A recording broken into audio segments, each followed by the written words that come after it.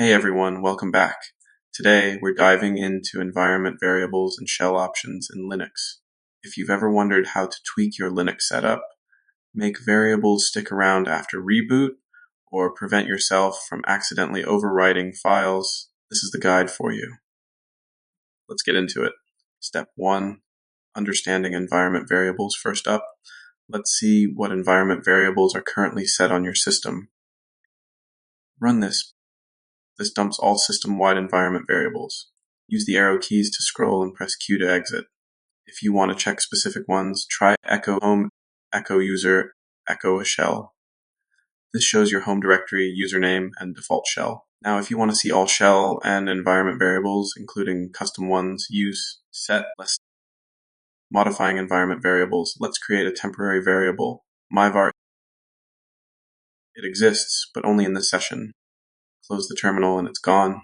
To make it available to child processes, use export. Export myvar equals.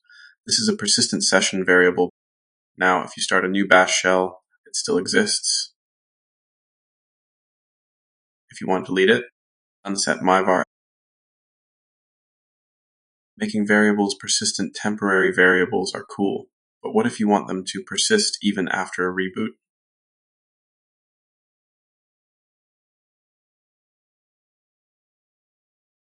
Now it sticks around after you restart your terminal. For system-wide variables, edit etc. environment, add this at the bottom.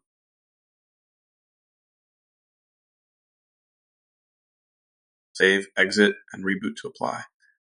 Your path determines where the system looks for executable files. Check it with echo path. If you want to add a custom scripts folder, you can do so like this.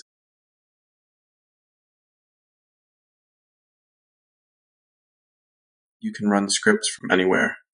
But this change is temporary, so make it permanent. Bash, copy, edit, echo, export path, scripts, append, bashrc source.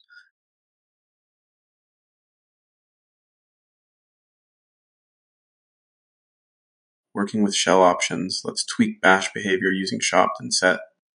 This lists all configurable shell options. Try enabling autocorrection for mistyped directories. Shopt spells cd home.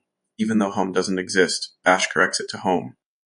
Now let's prevent accidental overwriting of files. Set autoclobber. Text bash will block the second command. If you actually want to overwrite, disable it. Set +O noclobber. Let's put everything together into a script. Create a new script. Nano setup env.etchpaste this.